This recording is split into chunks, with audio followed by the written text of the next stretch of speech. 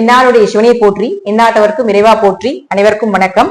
கன்னி ராசிக்குண்டான ஏப்ரல் மாத பலன்களை பத்தி பார்க்கலாம். கன்னி ராசியை பொறுத்த வரைக்கும் பாத்துட்டீங்கன்னா, ராசிக்குள்ளேயே கேது இருந்து நிறைய குழப்பங்கள், மனக்குழப்பங்கள், முடிவெடுக்க முடியாம ஒரு சர்பத்தினுடைய ஆட்டம் ரொம்ப ஜாஸ்தியா இருக்கும். இது எண்டாக போகுது உங்களுக்கு, அதனால பயப்பட வேண்டாம். ஏப்ரல் மே உங்களுக்கு 18ஆம் தேதி ராகு பயிற்சி ஆகுது. ராகு பயிற்சியானா உங்களுக்கு இருக்கக்கூடிய அத்தனை கிரக சூழ்நிலைகளுடைய தாக்கங்களும் மேல போயிடுவார். அதாவது கேது தடையை கொடுத்து, எல்லா கிரகத்தோட கேது பெரிய கிரகம். அப்ப எந்த ஒரு நல்லதையும் செய்யக்கூடாம தடுத்துட்டு அவர் அங்க நின்றுட்டு இருக்காரு. அப்ப அவர் மேல போயிட்டாருன்னா கண்டிப்பா உங்களுக்கு ஏதாவது ஒரு வழியில நல்ல விஷயங்கள் நடக்கும். அப்ப ஏப்ரல் மாதம் இங்கதான் இருக்க போகிறார். அதை விட இன்னொரு விஷயம் என்னன்னு பாத்தீங்கன்னா, உங்களை ஆளக்கூடியது புதன், உங்களுடைய கிரகம். அதாவது நீங்க எப்படி இருப்பீங்க, என்ன மாதிரி செயல்கள், என்ன மாதிரி எண்ணங்கள், எப்படி ஒரு லக்னாதிபதி, உங்களுடைய ராசி அதிபதி புதன். அப்ப அந்த புதனை வச்சு நம்ம எல்லாமே மூவ் பண்ணலாம். அப்ப புதன் அப்படின்னு சொல்லக்கூடியவர் தான் உங்களுடைய வாழ்க்கையில மிகப்பெரிய ஒரு ப்ராசஸா இருக்கக்கூடியவர் அப்படிங்கிறது உண்மை. அப்போ புதன் இந்த மாதம் எங்க இருக்கார் அப்படிங்கிறது நமக்கு ரொம்ப முக்கியம். நீச நிலையில இருக்கிறார். புதன் 7ஆம் வீட்டுல நீசமாகிறார். இந்த மாசம் முழுவதும் அங்கதான் இருக்க போறார். அவர் யாருன்னா 10ஆம் அதிபதி. உங்களுடைய கர்மாவே அவர் தான் சொல்லுவாரு, உங்களுடைய தொழிலையும் அவர் தான் சொல்லுவார். அப்போ கன்னிராசியை பொறுத்த வரைக்கும் இந்த மாதம் உங்களுக்கு மரியாதை இல்லை, உங்களுடைய பேச்சுக்கு மதிப்பு இருக்காது. நீங்க யாருக்குத்தான் நல்லது போய் ஓடி ஓடி செஞ்சீங்கன்னாலும் அந்த இடத்துல உங்களுக்கு அவமானங்கள் மட்டுமே மிஞ்சும். பெருசா யார குடும்ப ரீதியாக, வெளி உறவுகள் ரீதியாக எதுலையுமே பெருசா ஒரு ஈடுபாடு வைத்துக் கொள்ள வேண்டாம் இந்த மாதம் முழுவதும்.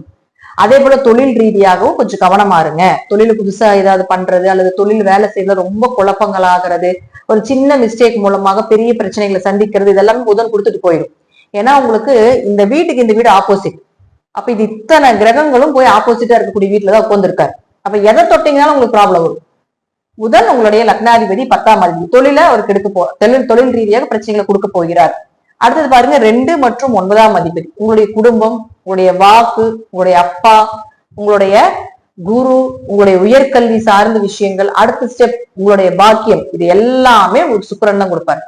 அப்ப சுக்கிரன் பாருங்க இங்க உச்சமா தான் இருக்காரு. ஆனா ராகு சனியோட சேர்ந்திருக்கார், பிளஸ் சூரியனோட சேர்ந்திருக்காரு. இதெல்லாமே ஒரு கூட்டு கிரக சேர்க்கை அவ்வளவு சிறப்பு கிடையாது. சூரியன் சனி சேர்றது, சூரியன் ராகு சேர்றது, சுக்கிரன் சனி சேர்றதெல்லாம் அவ்வளவு சிறப்பான ஒரு அமைப்பு கிடையவே கிடையாது. ஜாதகத்துல 5 கிரக கூட்டு சேர்க்கை இருக்கிறது ஒரு சிலருக்கு யோகம், ஒரு சிலருக்கு பாதகம், கெடுதல். அப்ப உங்களுக்கு நேர ஆப்போசிட் இருக்கக்கூடிய வீட்டுல போய் இத்தனை கூட்டு கிரகங்களுக்கு வரும் பொழுது கொஞ்சம் கவனமா இருக்கும். அப்ப சுக்கிரன் இங்க உச்சமாகிறார். அப்ப உச்சமானாலும் வக்ரம் ஆயிட்டார். அப்ப உச்சம் பெற்ற ஒரு கிரகம் வக்ரம் பெறும்போது நீசத்தன்மை அடையுது. இது ஒரு ரூல்ஸ். அப்போ 13ஆம் தேதிக்கு மேலதான் வக்ர நிவர்த்தி ஆகுது. அப்போ 13ஆம் தேதிக்கு மேல குடும்ப ரீதியாக, பண ரீதியாக, தந்தை சொத்துக்கள் ரீதியாக, அவருடைய ஆரோக்கியம் ரீதியாக ரொம்ப கவனமா இருக்கணும். 13ஆம் தேதிக்கு மேல மறுபடியும் சுக்கிரன் உச்சமாகிறார். அப்ப சுக்கிரன் உச்சமானா காசு பணம் சேர்க்கை, ஏதாவது ஒரு வழியில குடும்பத்துல சந்தோஷங்கள் இதெல்லாமே கொடுத்துருவார். ஆனா வெளி தொடர்புகள் மூலமாக, ஆணாக இருந்தால் பெண்கள் ரீதியாகவும், பெண்ணாக இருந்தால் ஆண்கள் ரீதியாக ரொம்ப கவனமாக இருந்து செயல்படுத்த வேண்டும். ஏதாவது ஒரு சின்ன சின்ன கெட்ட பேரை கொடுத்துரும் குடும்ப ரீதி. ஏன்னா இது உங்களுடைய திருமணஸ்தானத்துல சுக்கிரன் ராகு சேர்றது கணவன் மனைவிக்குள்ளேயே ஒரு தப்பான ஒரு கான்ட்ரவர்சி ஆயிரும் அப்படிங்கிறதா உண்மை. சோ அதை ரொம்ப கவனமாக இருந்து செயல்படுத்துங்க. அடுத்தது பாருங்க, செவ்வாயை பொறுத்த வரைக்கும் உங்களுக்கு 11ஆம் வீட்டுல நீசமாகிறார். செவ்வாய் யாரும் உங்களுக்கு 8 அதே போல 3ஆம் அதிபதி. அப்போ உங்க 3ஆம் இடம் தானே உங்களுடைய உறவினர்கள், உங்களுடைய கூட பிறந்தவங்க. 3ஆம் இடம் உங்களுடைய காரியம் என்ன பண்றீங்களோ அது ஜெயமாகிறது, காரியம் வெற்றியை கொடுக்கக்கூடியது. இப்போ 3ஆம் இடம் தான் உங்களுக்கு தைரியம். அப்ப அந்த கிரகமாக இருக்கக்கூடிய செவ்வாய் நீசமாகும்போது கொஞ்சம் தைரியம் குறையும். அடுத்தது முடிவெடுக்க முடியாத தன்மைகளை கொடுத்துரும். எந்த காரியம் செஞ்சாலும் பலமுறை செய்ய வேண்டிய ஒரு சூழ்நிலைகள் கொடுக்கும். கொஞ்சம் பொறுமையா ஹேண்டில் பண்ணணும். அப்ப அவர் 8ஆம் அதிபதி நீசமாகும் பொழுது சின்ன சின்ன அவமானங்களை கொடுத்துரும். உங்களுக்கு நீங்க தப்பே பண்ணலினாலோ அந்த இடத்துல பாத்துட்டீங்கன்னா தப்பு நிரூபிக்க முடியாது. தப்பு உங்க மேலதான் வர்ற மாதிரி இருக்கும். அதனாலதான் சொல்றோம், உங்களுக்கு லக்னாதிபதி நீசம், 8ஆம் அதிபதி நீசம், 2 மற்றும் 9ஆம் அதிபதி நீசம். ஒரு ஜாதகருக்கு 1, 5, 9 ரொம்ப முக்கியம். அப்போ 1ஆம் அதிபதி நீசம், 9ஆம் அதிபதி நீசம் 13ஆம் தேதி வரைக்கும். அதே போல 5ஆம் அதிபதி போய் ராகுவோட 7ஆம் இடத்துல பாதத்துல நிக்குது. சோ கன்னிராசியை பொறுத்த வரைக்கும் நெகட்டிவான பலன்கள் அப்படிங்கிறத விட இந்த மாதம் கவனமாக இருந்துக்கோங்க அப்படிங்கிறது ஒரு எச்சரிக்கை பதிவு. ஜாதகத்துல தசாபுத்தி நல்லா இருந்தால் இறை வழிபாட்டு மூலமாக சரி செய்துக்கலாம். இல்லைன்னா ரொம்ப பிரஷர், ரொம்ப தலைவலி இதெல்லாம் ஏற்படுத்துது. ஏன் அப்படின்னு கேக்குறீங்கன்னா, சூரியன் உங்களுக்கு 12ஆம் அதிபதியாகி அவரும் பாருங்க 13ஆம் தேதி வரைக்கும் இங்கதான் நிக்க போறார். 13ஆம் தேதிக்கு மேலதான் பாத்துட்டீங்கன்னா இந்த வீட்டுக்கு வரப்போகிறார்.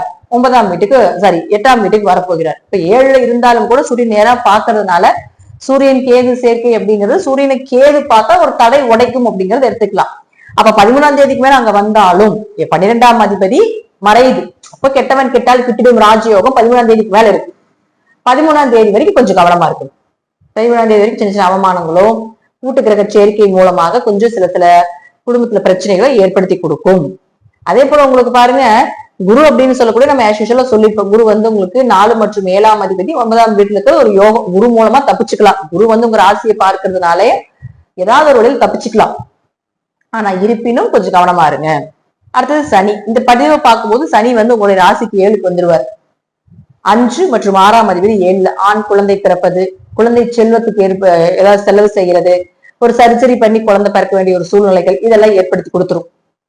5 கூடையவர் 7க்கு வந்ததுன்னா கொஞ்சம் கணவன் மனைவிக்குள்ள குழந்தைகள்னால பிரச்சனை வரும் அப்படிங்கிற அமைப்பு உண்டு. சோ அதுலயே கொஞ்சம் கவனமா இருந்துக்கோங்க. கன்னிராசியை பொறுத்த வரைக்கும் இந்த மாதம் பெருமாளுடைய வழிபாடும், அதே போல நின்றுட்டு இருக்கக்கூடிய பெருமாள், குருவாயூரப்பர், திருப்பதி பெருமாள், இது போல நின்றுட்டு இருக்கக்கூடிய பெருமாள் வழிபாடு ரொம்ப ரொம்ப ரொம்ப ரொம்ப சிறப்பா இருக்கும். நீங்க திருப்பதி தான் போய் வழிபாடு பண்ணணும், குருவாயூர் தான் போய் வழிபாடு பண்ணணும்னா போயிட்டு வரலாம். ஒரு தடவை போயிட்டு இருந்தீங்க, ஓரளவு ரிசல்ட் கிடைக்கும்.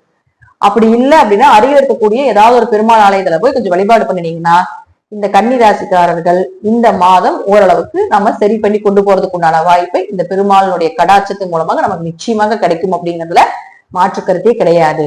நன்றி. இன்னும் ஒரு நல்ல பதிவுல சந்திக்கலாம். திருச்சிற்றம்பலம், தில்லையம்பலம், ஸ்ரீ நரசிம்ம சரணம். ஸ்ரீ குபேரன் டிவியை பார்த்தமைக்கு நன்றிகள். மேலும் இது போன்ற தகவல்களை தெரிந்து கொள்ள ஸ்ரீ குபேரன் டிவியை சப்ஸ்கிரைப் செய்யுங்கள். மறக்காமல் பெல் ஐக்கானை கிளிக் செய்யுங்கள்.